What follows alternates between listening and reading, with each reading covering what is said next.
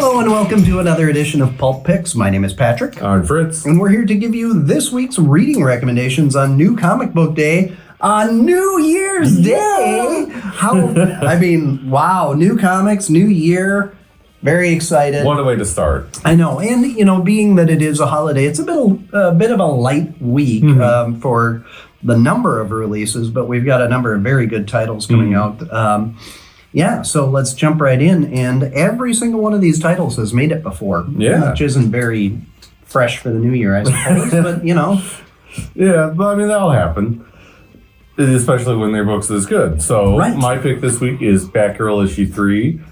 We made a joke before that apparently only odd number issues of Batgirl gets to make it on here.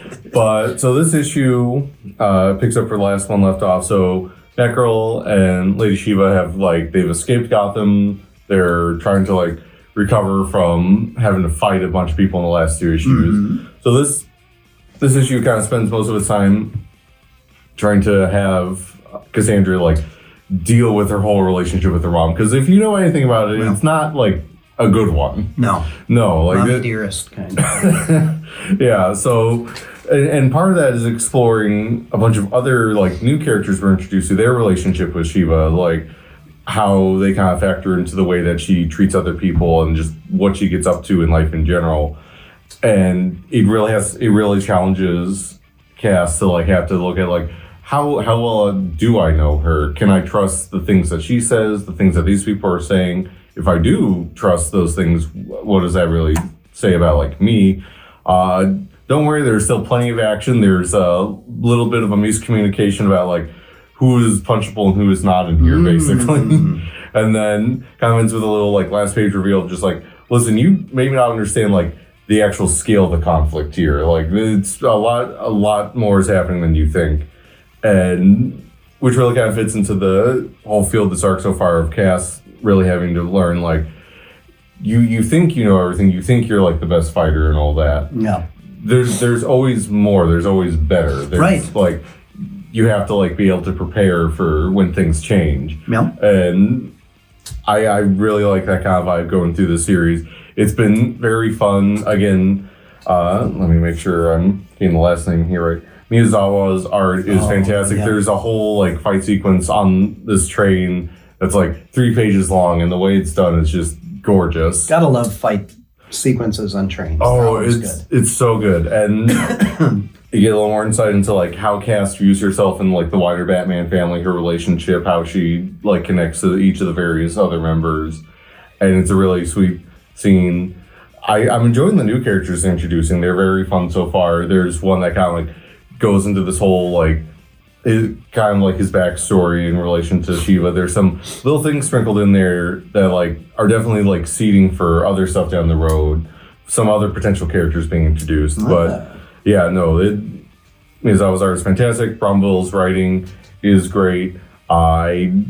If you've been looking for a Batman related book that's not just actually Batman, this is easily one of the best ones I could recommend to you. Up there with the current one, Nightwing, I'm really enjoying. Just really good stuff right there. Being able to pull from this very expansive section of the DC universe and still make it its own thing. But yeah, no, loving it so far. Off to a good start with this arc. Speaking of fun issue 3s out this week. So I went with Absolute Superman number 3. And, this is one of those books where it answers a bunch of questions that you had, but then it poses a whole lot more. Yeah. So I'm very curious to see, I thought that I had a handle on kind of his origin story and where that put him here and now. But now I'm questioning some of those things that I presumed about Superman. So we picked 1 and 2, I believe. Yeah. Yep. And so if you've been watching the videos, you know that Kal didn't come to Earth as a baby, but as a tween. Yeah, it's kind of unclear. Adolescent of some sort. Yeah, he was definitely at least He appears to be 10-ish, 11-ish, somewhere in there. So Krypton is set up similar to the way that it was in the Earth One kind of understanding, in that they're kind of an advanced civilization, and the leader class doesn't believe that there's anything going wrong with the planet, or at least outwardly, that's what they're telling people. But in this one, the House of El is not a revered house. Yeah. They have questioned authority. And it has put them in a situation where they're basically laborers.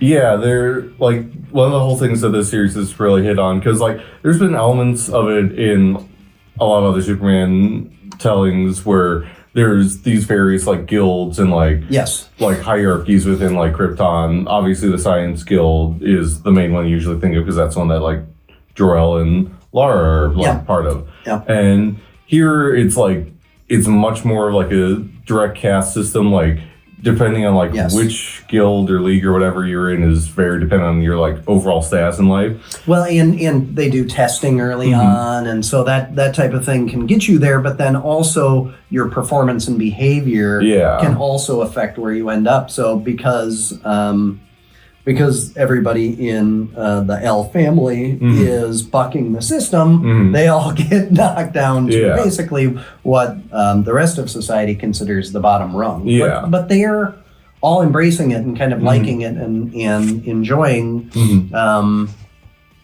some of the opportunities that provides them to appreciate life a little bit more outside of society.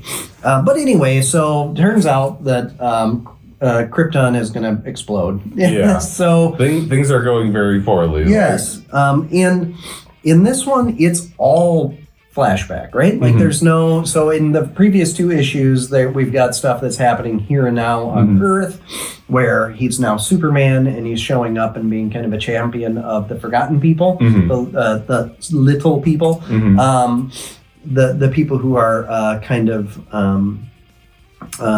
looked down upon in our society, and he's standing up for them. And in this issue, it's all just happening on Krypton, and it's all right before they're getting ready to escape on a spacecraft.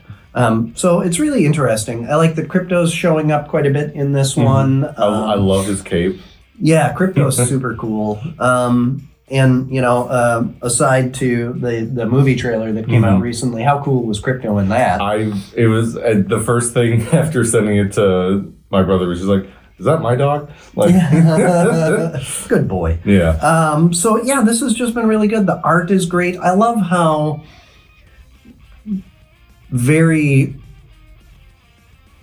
you can tell that they put a lot of thought into what should Krypton look like. And it's alien enough that you feel like you're somewhere else, but not so much that it feels like they're trying too hard. You know it also like it definitely like pulls a lot of like stuff from other pre-existing versions, but still making it very much its own thing. Like the way the crystals are implemented into like the landscapes and the cities, I really enjoy in this series. Yeah, and I like how they described what a challenging planet it is to live on. Because, just environmentally, it sounds like it's a much more difficult place than Earth. Yeah, it's been great. I really love this series. The Absolute stuff has been really, really well received. We just keep getting more and more people signing up for them. So if you haven't signed up for them yet, do so. And there's additional printings continuing to come out. So if you missed ones and twos, you can sign up and get some additional printings of those too. And if you're having trouble with that on the app or the website, just come into the store and we'll help you with it. So anyway, all right. Well, speaking of alternate realities and books that have been very well received, our joint pick this week is Ultimates issue. What are we up to? 8? God, it doesn't feel like we're that far in. Like it feels like, well, it's weird because it feels like so much has happened, but also like you just know it's only the tip of the iceberg. Yeah, well, so this is kind of a couple issues now where we've had post the first really momentous event. So the Ultimates go to Kung Lao, right? And end up just getting their butts handed to them by the Hulk, and so they're still kind of reeling, but they're trying to piece together like how do they go forward. This book also features a good dog. Yes, it definitely does. I was very excited to see Ultimate Version Cosmo. Super cool. So love Cosmo. I mean, who doesn't? Right. Yeah. So the bulk of this issue is they've gotten this like weird like temporal reading, and they're trying to figure out like, okay, what's this about? Because the only thing they really know of, other than that should have that kind of capability, is like the Maker, and she's like, well, he's not supposed to be out for like a month. Still, or not like for like a year yet. Yeah, I think it's 8 months or something. Like that is where we're and so it's like, okay, what's happening? We got to figure this out. And they go and they run into the Ultimate Guardians of the Galaxy. Super cool. Yeah, and so like this team, without getting like too much into spoilers, they're related to kind of like the mystery of like what's going on with like this universe's America Chavez. Like, why doesn't she remember anything? How did she end up in the hands of the Maker and his council? And basically we kind of get like a little glimpse into what the future of this universe was supposed to be like before the Maker showed up. It was a pretty nice place. Yeah, it seemed really good, and then it got really bad. Bad Maker.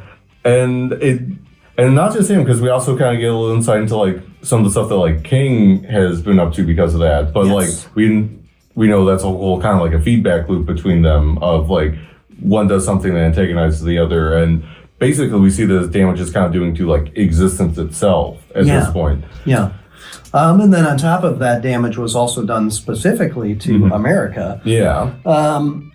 And I like the way that they phrased that, because I think sometimes, you know, when you're dealing with, so these Guardians are from a far future, and, you know, sometimes in comic books when you're dealing with people in the here and now, who are dabbling in advanced science or time travel or whatever, they just kind of end up on a somewhat equal footing to people from the far future, and that seems dumb to me. So the way that they describe kind of the fumblings and how it's working out for the Maker, but you know, he's really dabbling into things that he doesn't even really comprehend, and he's doing it in a very, I don't know, backwards kind of way, or well, it's not a refined or advanced kind of way. Well, it's the whole thing of just like he's like unquestionably like super intelligent, like smart guy, but like he also has no way to compensate for like his ego and hubris, and because of that can't factor in the fact that like, oh, there's consequences for my actions. Like he doesn't seem to understand that like, oh, some things I do are going to cause other things to happen that I can't necessarily like prepare for, and things can get really bad because of that. He's kind of like if a cave person were able to make a car that actually worked, right? Like you'd look at it and you'd go, wow, I can't believe that they did that. But at the same time, like, this is the craziest, most backwards car that I've ever seen. So it's a similar kind of thing. But I really liked the whole interaction with the Guardians. I liked the direction that they went. America kind of takes a stand on principle in this book, and it was really good. I enjoyed the art too. The art was really good. There's a bit with Doom that's very like foreshadowy of just like, ooh, what might happen? And it's just like, and like, are you talking about the one with Star-Lord? Yeah, where Star-Lord makes that comment. Yeah, and it's just like, and the thing with this series though is like, as much as it might seem like, oh, you can probably figure out which is which, considering like some of the stuff that we know. At the same time, though, it's just like, it might not. Like, this series isn't afraid to, like, go, like, oh, you think that's the obvious answer? Well, maybe you're right. Maybe you're wrong. Yeah, like, absolutely. We've already had that happen a few times. Exactly, so I also really liked at the end of it how Hank Pym was trying to, you know, figure out, like, wait a minute, we got that signal, and that's why we came here, but they came here because we were here. So which one happened first? And it's like, timey-wimey conundrums. You gotta like them. So, all right, well, what else was close up here for you? What else did you enjoy? Let's see. Other good stuff this week. We finally got some more stuff for Lilith, issue 1 and 2. Oh, yeah. So that was good. That's been a nightmare with getting the correct issues. And they sent us the wrong ones. And you know, comics, sometimes they like to make it difficult for us. Yeah, for sure. Yeah, but let me see. Shazam was great. Really enjoying this current arc. What about you, Patrick? Yeah, I liked Batman. I know that some people are kind of down on Zdarsky. I think, first of all, we know Zdarsky can write this kind of character because such a great run on Daredevil. But I think that the whole Absolute Power tie-in hurt a few books. It was fine. It was a regular event, like the big publishers will do. But there were a handful of titles that were really, moving along at a pretty good clip and then had their momentum kind of slowed. And Batman was one of them. I think the whole failsafe thing got dragged out a lot longer than it was originally intended. Maybe I'm wrong there, but so we're on the backside of Absolute Power, and I feel like the traction is kind of coming back, and we're starting to move in a direction. It's a classic villain, and we get throw in some Court of Owls and some Russian espionage, and it's been fun. But the art is also gorgeous. Yeah. So all right. Well, so today is the first day of a new year, and we're really excited. Are there any particular, I should have warned you about this, but are there any particular titles that are coming out that you're excited for? Oh my God. Or maybe just releases in general? So many books. I'll try and list as many as I can. There's a bunch of new Absolute books coming from DC coming up in March. Flash, Green Lantern, Martian Manhunter. Speaking of Martian Manhunter, and I guess Ultimates here, Dennis Camp has a new series from Image coming called Assorted Crisis Events, where it's basically like, if you remember in the original Crisis on Infinite Earths, there was the whole thing of just like the different like Earths and timelines merging, and like you'd have like cavemen in Central Park, or a spaceship flying through Victorian London. And so basically it's a comic where like, what if we just focus on people dealing with like that happening to their world? And I like that. Like each issue is going to be like a different like thing with it. It sounds really cool.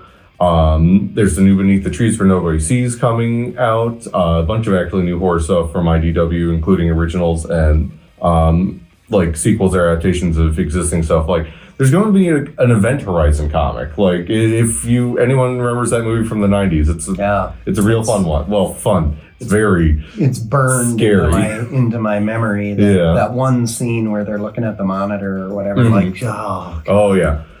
Those.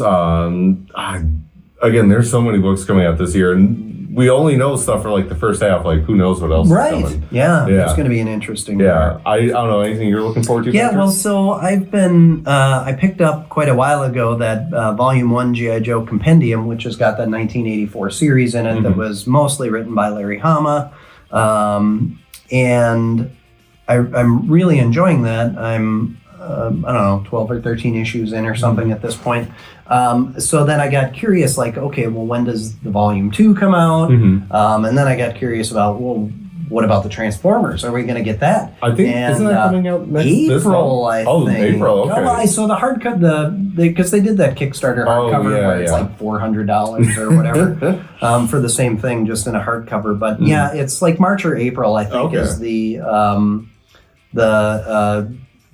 market release for the paperback. I could be wrong on that, but we'll see soon, because it'll be on the final order cutoffs coming up pretty quick here.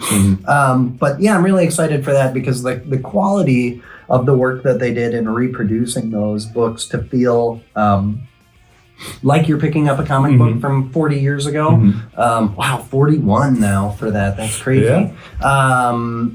It's kind of a nice little time capsule-y kind of book to give you the experience that you would have had then, as opposed to glossy pages, updated coloring, that kind of stuff. So also just that's like been a lot of fun. The way they actually like made it super light, but also like you don't like feel like it's going to fall apart if you like have it open. Seriously, like that thick, and it is so easy to read, because I've picked up a number of omnibuses, and I know some people really love them. I hate reading in the fold there, like it's a challenge in the binding. They're usually unwieldy. Your arms are sore by the time you're done with a sit down. But this one is just gorgeous, like you say, light, supple. It's just a great book. And like you're saying, the binding, like it never feels like it's going to come apart on you. No, despite which honestly, it's kind of like what I feel like gold standard should be for omnibuses going forward. I really like it, especially so for omnibuses for material of that era. Like I just think that it's really cool to do that. So yeah, very cool. Hey, a number of other titles that I'm excited for. I'm curious about this relaunch on Amazing Spider-Man. I know that it's the same creative team and they're just doing a new #1, but I hope that means that they're going to take it in a slightly different direction now. And hey, you get Pepe Larraz on art, so like yes, that is true. That's very much a win. We are putting in a new artist in the rotation. So yeah, we'll see. The current run is passable, I guess. So also new Ultimate Wolverine comes out this month. Yeah, that's right. Yeah. Ooh, I'm excited about that. We got a sneak peek in that 1 year in special. That was fun. So and then let me see if I can find it here real quick. I know I was going to do a quick shout out. Yes. So Marvel put in a little thing into their Harvey Award Hall of Fame inductees. Oh, nice. I was shocked by the first name on this list. Yeah. John Buscema. How is John Buscema not in the Harvey Hall of Fame? Like, that's crazy. Harvey Awards, I should say, not to confuse it with the publisher. And then Art Adams, that also seems like that probably could have happened a while ago. But and then the aforementioned Larry Hama, as a writer and artist, is going in, and well deserved. I mean, Hama for people who weren't familiar with G.I. Joe, that's kind of where he did the vast majority of his work at Marvel, but certainly did some X-Men kind of stuff. Oh yeah, a bunch of Wolverine, stuff like the Nom. Yes, so really well deserving, and I'm glad to see. And by all accounts, really super nice guy. At any of my friends who have met him at conventions have said that he was great and was just really kind to the fans. So anyway, all right. Well, what a great week! Yeah, what a great way to start a new year. Be sure to like, follow, subscribe, share, comment. Stop into the store. We love to hear what you guys are thinking. We should mention that our hours are going to be a little shorter today, just because today in particular we'll close at 4 because of the holiday, and then we're back at it tomorrow with our regular hours and regular staffing. You can come hassle me and Jesse. Yes, absolutely. Please do, because it'll be my day off tomorrow.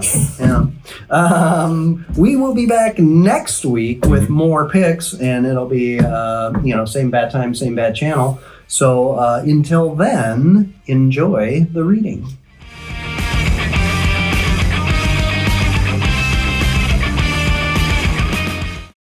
Stephen King, he's out to get us.